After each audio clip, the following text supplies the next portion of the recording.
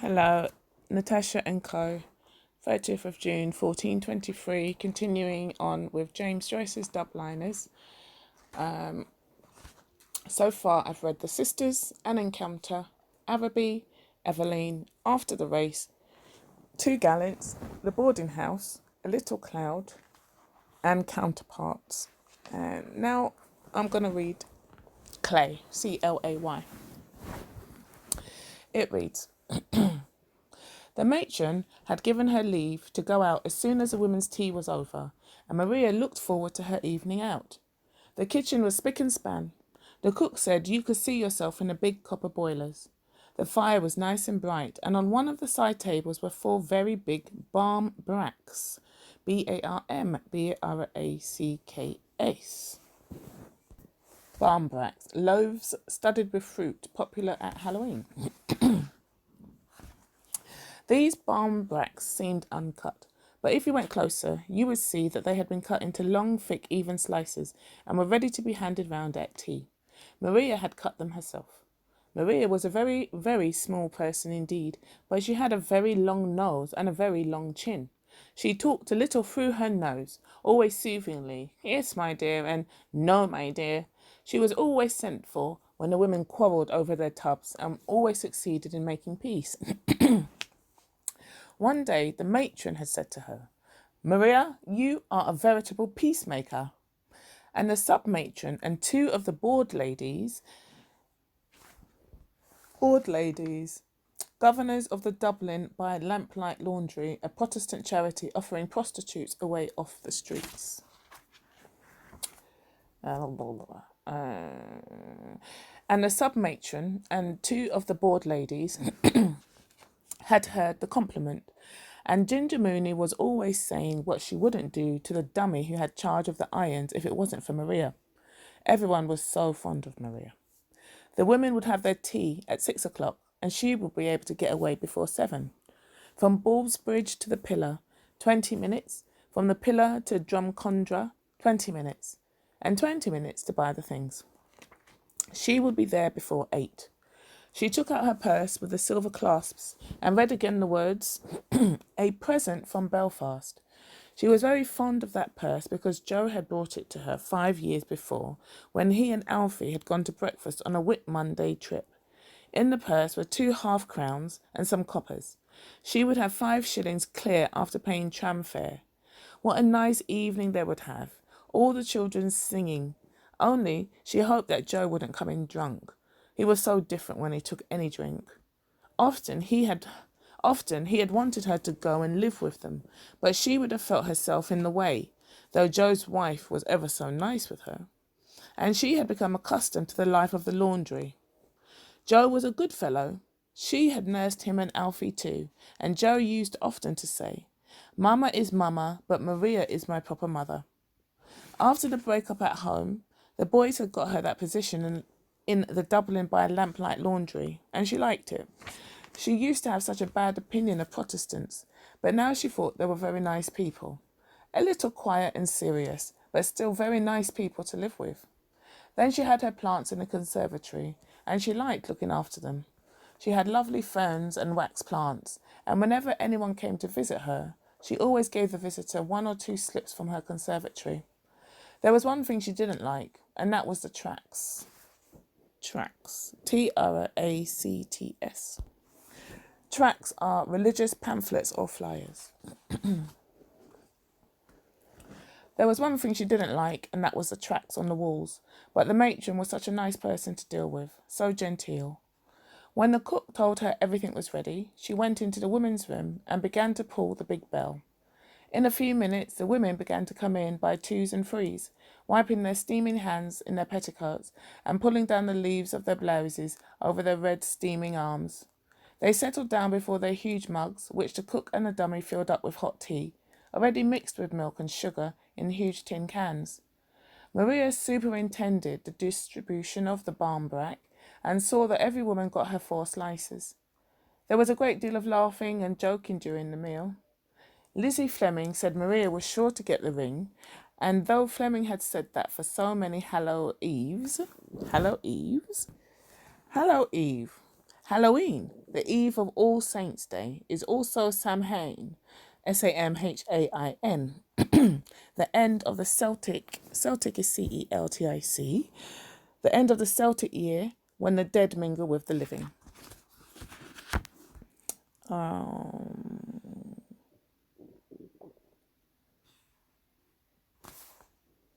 Okay, yeah. So Fleming had said that for so many Hallow Eves. Maria had to laugh and say she didn't want any ring or man either, and when she laughed, her grey-green eyes sparkled with disappointed shyness, and the tip of her nose nearly met the tip of her chin. Then Ginger Mooney lifted up her mug of tea and proposed Maria's health, while all the other women clattered with their mugs on the table, and said she was sorry she hadn't a sup of porter to drink it in. And Maria laughed again, till the tip of her nose nearly met the tip of her chin, until her minute body nearly shook itself asunder, because she knew that Mooney meant well, though of course she had the notions of a common woman. But wasn't Maria glad when the women had finished their tea and the cook and the dummy had begun to clear away the tea things? She went into her little bedroom and, remembering that the next morning was a mass morning, changed the hand of the alarm from 7 to 6. Then she took off her working skirt and her house boots and laid her best skirt on the bed and her tiny dress boots beside the foot of the bed. She changed her blouse too, and as she stood before the mirror, she thought of how she used to dress for mass on Sunday morning when she was a young girl, and she looked with quaint affection at the diminutive body which she had so often adorned. In spite of its years, she found it a nice, tidy little body. When she got outside, the streets were shining with rain, and she was glad of her old brown waterproof. The tram was full, and she had to sit on the little stool at the end of the car, facing all the people, with her toes barely touching the floor. She arranged in her mind all she was going to do, and thought how much better it was to be independent and to have your own money in your pocket. She hoped they would have a nice evening. She was sure they would, but she couldn't help thinking what a pity it was Alfie and Joe were not speaking. They were always falling out now, but when they were boys together, they used to be the best of friends. But such was life. She got out of her tram at the pillar and ferreted her way quickly among the crowds. She went into Down's cake shop, but the shop was so full of people that it was a long time before she could get herself attended to. She bought a dozen of mixed penny cakes, and at last came out of the shop laden with a big bag. Then she thought, what else would she buy? She wanted to buy something really nice. They would be sure to have plenty of apples and nuts. It was hard to know what to buy, and all she could think of was cake. She decided to buy some plum cake, but Down's plum cake had not enough almond icing on top of it, so she went over to a shop in Henry Street. Here she was a long time in suiting herself, and the stylish young lady behind the counter, who was evidently a little annoyed by her, asked her was it wedding cake she wanted to buy. That made Maria blush and smile at the young lady, but the young lady took it all very seriously, and finally cut a thick slice of plum cake, passed it up and said, 2 and 4, please. She thought she would have to stand in a Drumcondra tram, because none of the young men seemed to notice her, but an elderly gentleman made room for her. He was a stout gentleman, and he wore a brown hard hat. He had a square red face and a greyish moustache. Maria thought he was a colonel-looking gentleman, and she reflected how much more polite he was than the young men who simply stared straight before them. The gentleman began to chat with her about Hallow Eve and the rainy weather. He supposed the bag was full of good things for the little ones, and said it was only right that the youngsters should enjoy themselves while they were young. Maria agreed with him and favoured him with demure nods and hems. He was very nice to her, and when she was getting out at the canal bridge, she thanked him and bowed, and he bowed to her and raised his hat and smiled agreeably. And while she was going up along the terrace, bending her tiny head under the rain, she thought how easy it was to know a gentleman even when he has a drop taken. Everybody said, "Oh, here's Maria," when she came to Joe's house. Joe was there, having come home from business, and all the children had their Sunday dresses on. There were two big girls in from next door, and games were going on. Maria gave the bag of cakes to the eldest boy, Alfie, to divide, and Mrs. Donnelly said it was too good of her to bring such a big bag of cakes, and made all the children say, "Thanks, Maria." But Maria said she had brought something special for Papa and Mamma, something they would be sure to like, and she began to look for her plum cake.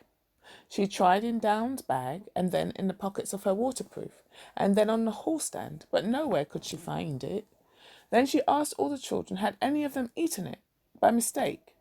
Of course, but the children all said no, and looked as if they did not like to eat cakes if they were to be accused of stealing. Everybody had a solution for the mystery, and Mrs. Donnelly said it was plain that Maria had left it behind her in the tram. Maria, remembering how confused the gentleman with the greyish moustache had made her, coloured with shame and vexation and disappointment.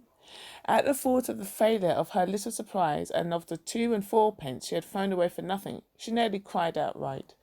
But Joe said it didn't matter and made her sit down by the fire. He was very nice with her. He told her all that went on in his office, repeating for her a smart answer which he had made to the manager. Maria did not say why Joe laughed so much over the answer he had made, but she said that the manager must have been a very overbearing person to deal with. Joe said he wasn't so bad when he knew how to take him, and that he was a decent sort, so long as she didn't rub him the wrong way. Mrs. Donnelly played the piano for the children, and they danced and sang. Then the 2 next-door girls handed round the nuts. Nobody could find the nutcrackers, and Joe was nearly getting cross over it, and asked how did they expect Maria to crack nuts without a nutcracker? But Maria said she didn't like nuts, and that they weren't to bother about her. Then Joe asked would she take a bottle of stout, and Mrs. Donnelly said there was port wine too in the house if she would prefer that. Maria said she would rather they didn't ask her to take anything, but Joe insisted. So Maria let him have his way, and they sat by the fire talking over old times, and Maria thought she would put in a good word for Alfie. But Joe cried that God might strike him stone dead if ever he spoke a word to his brother again, and Maria said she was sorry she had mentioned the matter.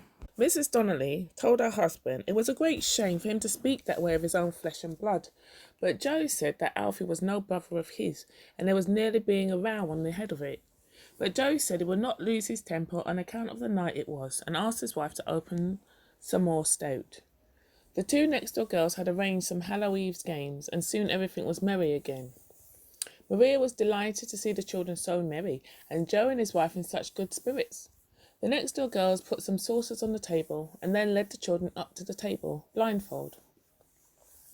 One got the prayer book, and the other 3 got the water. And when one of the next-door girls got the ring, Mrs. Donnelly shook her finger at the blushing girl as much as to say, "Oh, I know all about it." They insisted then on blindfolding Maria and leading her up to the table to see what she would get. And while they were putting on the bandage, Maria laughed and laughed again till the tip of her nose nearly met the tip of her chin. They led her up to the table amid laughing and joking, and she put her hand out in the air as she was told to do. She moved her hand about here and there in the air and descended on one of the saucers. She felt a soft wet substance with her fingers. Substance? Okay, hold on. Okay, the soft wet substance, the notes say, perhaps some creepy, crawly, but more probably clay, an omen of death. Ah. Okay. That's different thing. She felt a soft wet substance with her fingers and was surprised that nobody spoke or took off her bandage. There was a pause for a few seconds, and then a great deal of scuffling and whispering. Somebody said something about the garden, and at last Mrs. Donnelly said something very cross to one of the next-door girls and told her to throw it out at once. That was no play. Maria understood that it was wrong that time, and so she had to do it over again, and this time she got the prayer book. After that, Mrs. Donnelly played Miss McLeod's reel for the children, and Joe made Maria take a glass of wine. Soon they were all quite merry again, and Mrs. Donnelly said Maria would enter a convent before the year was out, because she had got the prayer book. Maria had never seen Joe so nice to her as he was that night, so full of pleasant talk and reminiscences. She said they were all very good to her. At last the children grew tired and sleepy, and Joe asked Maria would she not sing some little song before she went, one of the old songs. Mrs. Donnelly said, "Do, please, Maria," and so Maria had to get up and stand beside the piano. Mrs. Donnelly bade the children be quiet and listen to Maria's song. Then she played the prelude and said, "Now, Maria." And Maria, blushing very much, began to sing in a tiny, quavering voice. She sang, "I dreamt that I dwelt." And when she came to the second verse, she sang again. Okay, "I dreamt that I dwelt" has a note, which says, "I dreamt that I dwelt," the famous aria from Balfe's Bohemian Girl. Maria forgets to sing the second stanza, repeating the first instead. All right. So she sang, "I dreamt that I dwelt," and when she came to the second verse, she sang again. "I dreamt that I dwelt in marble halls, with vassals and serfs at my side, and of all who assembled within those walls, that I was the hope and the pride. I had riches too great to count, could boast of a high ancestral name, but I also dreamt, which pleased me most, that she loved me still the same." But no one tried to show her mistake, and when she had ended her song, Joe was very much moved. He said that there was no time like the long ago, and no music for him like poor old Balfe, whatever other people might say, and his eyes filled up so much with tears that he could not find what he was looking for, and in the end he had to ask his wife to tell him where the corkscrew was. The end. As usual, I just made up the melody. Whenever it's a song, I just make up the melody.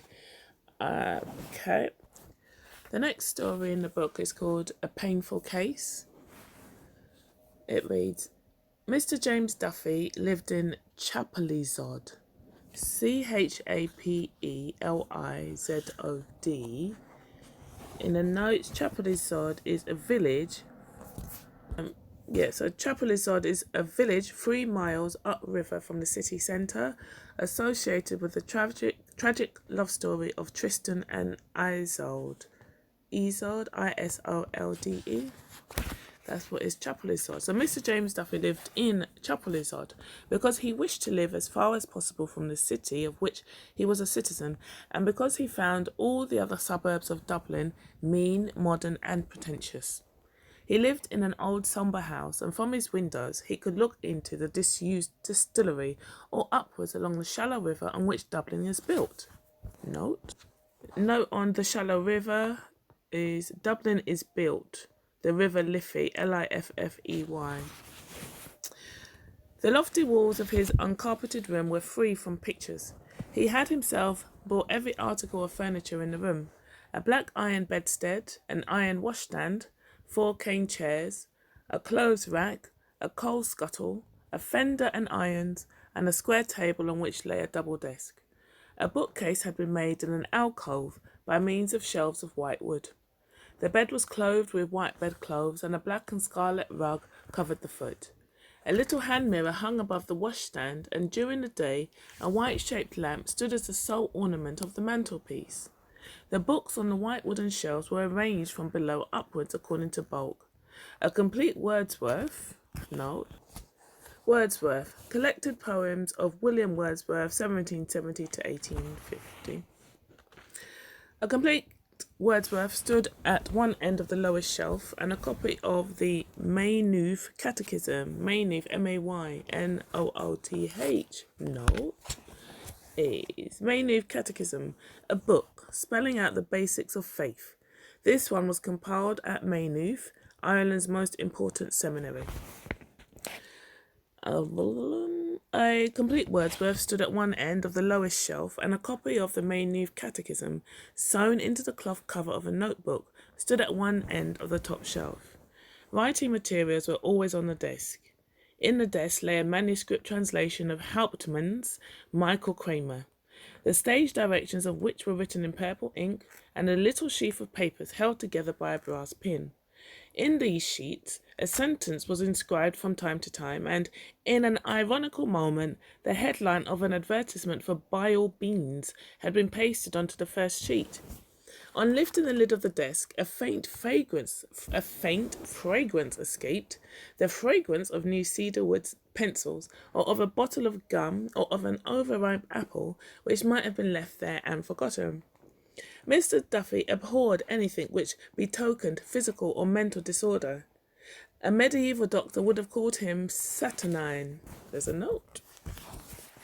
saturnine, gloomy, and melancholic.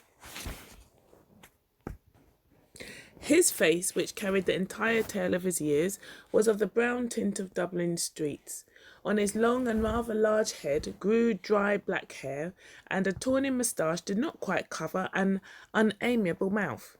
His cheekbones also gave his face a harsh character, but there was no harshness in the eyes which, looking at the world from under their tawny eyebrows, gave the impression of a man ever alert to greet a redeeming instinct in others, but often disappointed.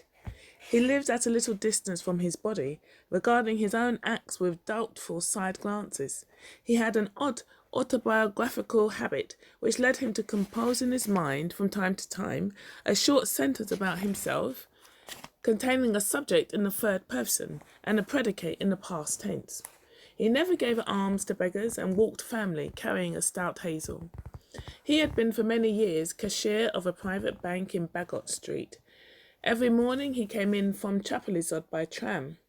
At midday he went to Dan Burke's and took his lunch, a bottle of lager beer and a small trayful of arrowroot biscuits. At 4 o'clock he was set free. He dined in an eating house in George's Street, where he felt himself safe from the society of Dublin's gilded youth, and where there was a certain plain honesty in the bill of fare.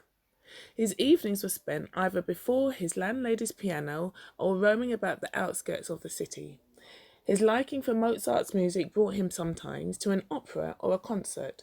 These were the only dissipations of his life. He had neither companions nor friends, church nor creed.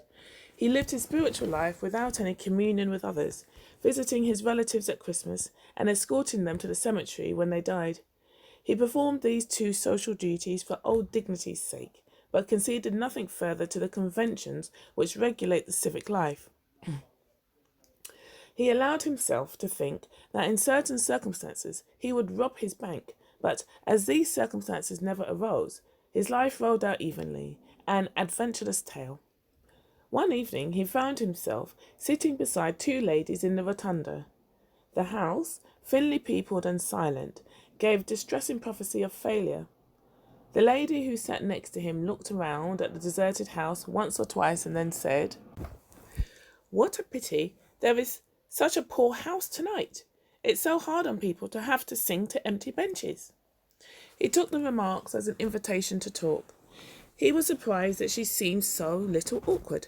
While they talked, he tried to fix her permanently in his memory. When he learned that the young girl beside her was her daughter, he judged her to be a year or so younger than himself. Her face, which must have been handsome, had remained intelligent. It was an oval face with strongly marked features. The eyes were very dark blue and steady. Their gaze began with a defiant note, but was confused by what seemed a deliberate swoon of the pupil into the iris, revealing for an instant a temperament of great sensibility. The pupil reasserted itself quickly. This half-disclosed nature fell again under the reign of prudence, and her astrakhan jacket, moulding a bosom of a certain fullness, struck the note of defiance more definitely.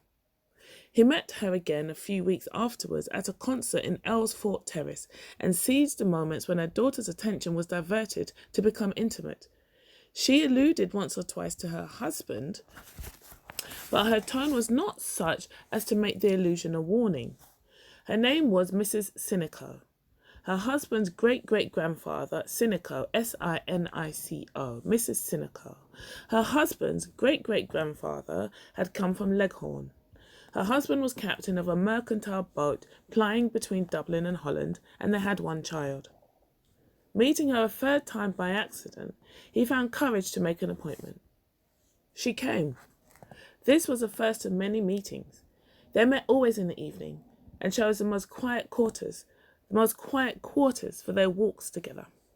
Mr. Duffy, however, had a distaste for underhand ways, and finding that they were compelled to meet stealthily, he forced her to ask him to her house. Captain N.K.O. encouraged his visits, thinking that his daughter's hand was in question. He had dismissed his wife so sincerely from his gallery of pleasures that he did not suspect that anyone else would take an interest in her. As her husband was often away and the daughter out giving music lessons, Mr. Duffy had many opportunities of enjoying the ladies' society.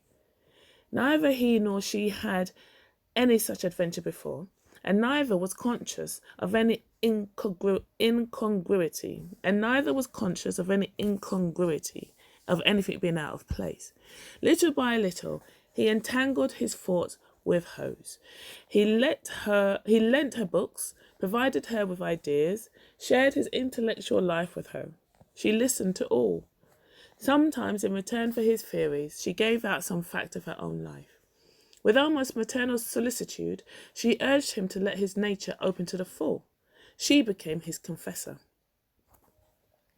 He told her that for some time he had assisted at the meetings of an Irish Socialist Party, where he had felt himself a unique figure amidst a score of sober workmen in a garret lit by an inefficient oil lamp. When the party had divided into 3 sections, each under its own leader and in its own garret, he had discontinued his attendances. The workmen's discussions, he said, were too timorous, Timorous. Timorous is to be timid and full of apprehension. The workmen's discussions, he said, were too timorous. The interest they took in the question of wages was inordinate. He felt that they were hard-featured realists, and that they resented an exactitude which was the produce of a leisure not within their reach. No social revolution, he told her, would be likely to strike Dublin for some centuries. She asked him why did he not write out his thoughts. For what, he asked her with careful scorn. To compete with phrasemongers, incapable of thinking consecutively for 60 seconds? To submit himself to the criticisms of an obtuse middle class, which entrusted its morality to policemen and its fine arts to impresarios? He went often to her little cottage outside Dublin. Often they spent their evenings alone. Little by little, as their thoughts entangled, they spoke of subjects less remote. Her companionship was like a warm soil about an exotic. Note on exotic. An exotic, a plant introduced from overseas. Her companionship was like a warm soil about an exotic. Many times she allowed the dark to fall upon them, refraining from lighting the lamp. The dark, discreet room, their isolation, the music that still vibrated in their ears united them. This union exalted him, wore away the rough edges of his character, emotionalized his mental life. Sometimes he caught himself listening to the sound of his own voice. He thought that in her eyes he would ascend to an angelical stature, and as he attached the fervent nature of his companion more and more closely to him, he heard the strange impersonal voice which he recognized as his own, insisting on the soul's incurable loneliness. We cannot give ourselves, it said. We are our own.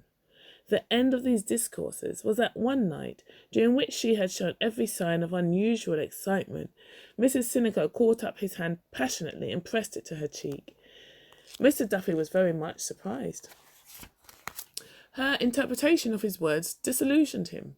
He did not visit her for a week. Then he wrote to her asking her to meet him. As he did not wish their last interview to be troubled by the influence of their ruined confessional, they met in a little cake shop near the park gate. It was cold autumn weather, but in spite of the cold, they wandered up and down the roads of the park for nearly 3 hours. They agreed to break off their intercourse. Every bond, he said, is a bond to sorrow. When they came out of the park, they walked in silence towards the tram, but here she began to tremble so violently that, fearing another collapse on her part, he bade her goodbye quickly and left. A few days later, he received a parcel containing his books and music. 4 years passed. Mr. Duffy returned to his even way of life. His moon still bore witness of the orderliness of his mind. No, his room still bore witness of the orderliness of his mind. Some new pieces of music encumbered the music stand in the lower room, and on his shelves stood 2 volumes by Nietzsche. Thus spake Zarathustra and the Gay Science. There's a note on the Gay Science, 92. Thus spake Zarathustra and the Gay Science, works by the German philosopher, essayist and prose poet Friedrich Nietzsche, 1844 to 1900.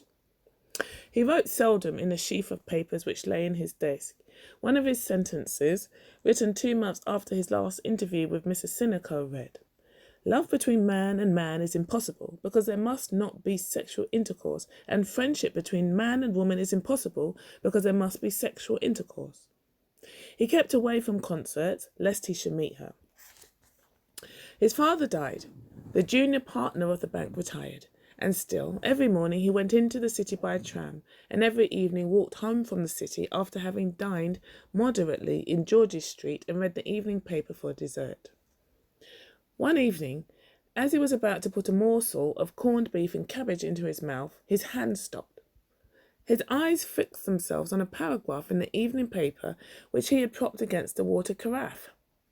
He replaced the morsel of food on his plate and read the paragraph attentively.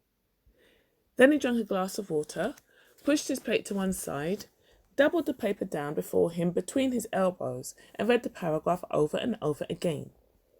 The cabbage began to deposit a cold white grease on his plate. The girl came over to him to ask was his dinner not properly cooked. He said it was very good and ate a few mouthfuls of it with difficulty. Then he paid his bill and went out. He walked along quickly through the November twilight, his stout hazel stick striking the ground regularly, the fringe of the buff mail peeping out of a side pocket of his tight reefer overcoat. On the lonely road which leads from the park gate to Chapelizod, he slackened his pace. His stick struck the ground less emphatically, and his breath, issuing irregularly, almost with a sighing sound, condensed in the wintry air. When he reached his house, he went up at once to his bedroom, and taking the paper from his pocket, read the paragraph again by the failing light of the window. He read it not aloud, but moving his lips, as a priest does when he reads the prayers, sequito. There's a note on sequito, 93, prayers sequito, part of the mass spoken in a low voice. This was a paragraph. Death of a lady at Sydney Parade. A painful case.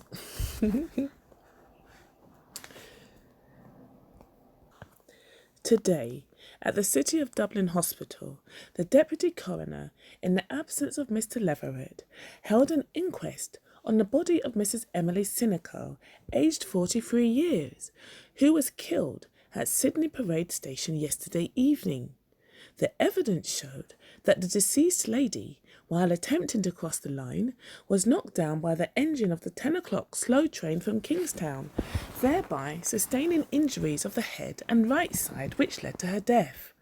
James Lennon, driver of the engine, stated that he had been in the employment of the railway company for 15 years. On hearing the guard's whistle, he set the train in motion, and a second or two afterwards brought it to rest in response to loud cries. The train was going slowly. P. Dunn, railway porter, stated that, as the train was about to start, he observed a woman attempting to cross the lines. He ran towards her and shouted, but before he could reach her, she was caught by the buffer of the engine and fell to the ground. A juror: "You saw the lady fall?" Witness: "Yes." Police Sergeant Crowley deposed that when he arrived, he found the deceased lying on the platform, apparently dead. He had the body taken to the waiting room pending the arrival of the ambulance. Constable 57E corroborated. Dr. Halpin, Assistant House Surgeon of the City of Dublin Hospital, stated that the deceased had 2 lower ribs fractured and had sustained severe contusions of the right shoulder. The right side of the head had been injured in the fall. The injuries were not sufficient to have caused death in a normal person. Death in his opinion, had been probably due to shock and sudden failure of the heart's action. Mr. H.B. Patterson Finlay, on behalf of the railway company, expressed his deep regret at the accident. The company had always taken every precaution to prevent people crossing the lines except by the bridges, both by placing notices in every station and by the use of patent spring gates at level crossings. The deceased had been in the habit of crossing the lines late at night from platform to platform, and in view of certain other circumstances of the case, he did not think the railway officials were to blame. Captain N.K.O of Leoville, Sydney Parade, husband of the deceased, also gave evidence. He stated that the deceased was his wife.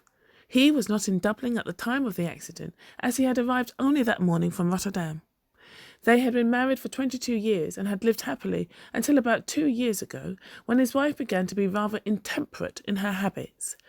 Miss Mary N.K.O said that of late her mother had been in the habit of going out at night to buy spirits.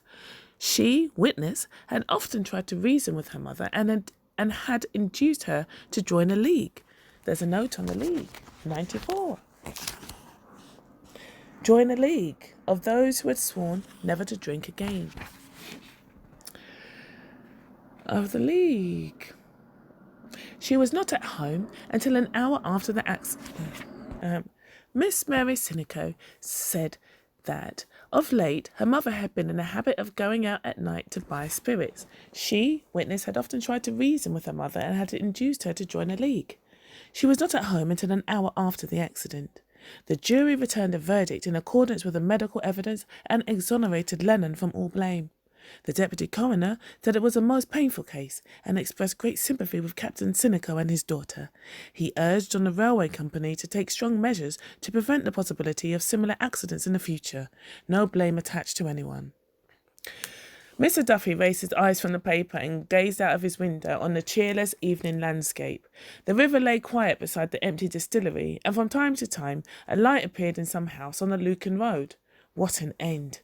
The whole narrative of her death revolted him, and it revolted him to think that he had ever spoken to her of what he held sacred. The threadbare phrases, the inane expressions of sympathy, the cautious words of a reporter won over to conceal the details of a commonplace vulgar death attacked his stomach. Not merely had she degraded herself, she had degraded him. He saw the squalid tract of her vice, miserable and malodorous, his soul's companion.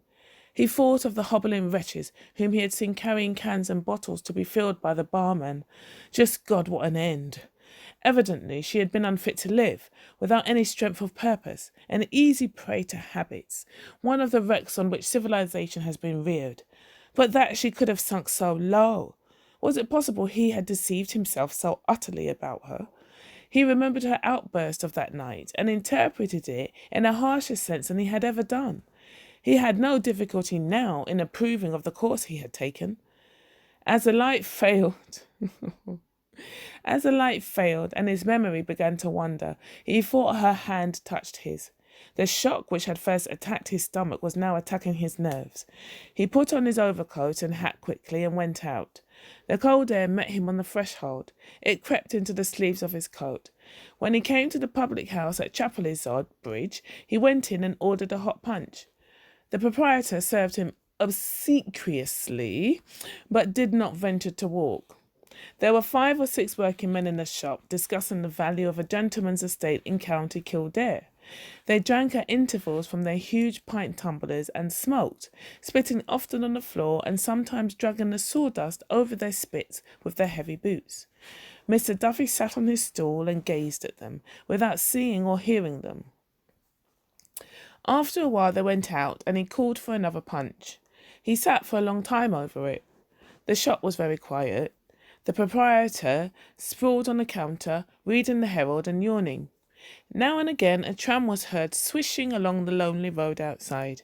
As he sat there, living over his life with her and evoking alternately the 2 images in which he now conceived her, he realised that she was dead, that she had ceased to exist, that she had become a memory. He began to feel ill at ease. He asked himself what else could he have done. He could not have carried on a comedy of deception with her. He could not have lived with her openly. He had done what seemed to be best. How was he to blame? Now that she was gone, he understood how lonely her life must have been, sitting night after night alone in that room. His life would be lonely too until he too died, ceased to exist, became a memory, if anyone remembered him. It was after 9 o'clock when he left the shop. The night was cold and gloomy. He entered the park by the first gate and walked along under the gaunt trees. He walked through the bleak alleys where they had walked 4 years before. She seemed to be near him in the darkness. At moments he seemed to feel her voice touch his ear.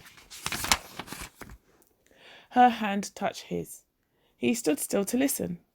Why had he withheld life from her? Why had he sentenced her to death? He felt his moral nature falling to pieces. When he gained the crest of the magazine hill, he halted and looked along the river towards Dublin, the lights of which burned redly and hospitably in the cold night. He looked down the slope and, at the base, in the shadow of the wall of the park, he saw some human figures lying. These, or those, venal and fertile loves filled him with despair. He gnawed the rectitude. Rectitude is a moral uprightness, a righteousness. Okay. He gnawed the rectitude of his life. He felt that he had been outcast from life's feast. One human being had seemed to love him, and he had denied her life and happiness. He had sentenced her to ignominy, a death of shame. He knew that the prostrate creatures down by the wall were watching him and wished him gone. No one wanted him.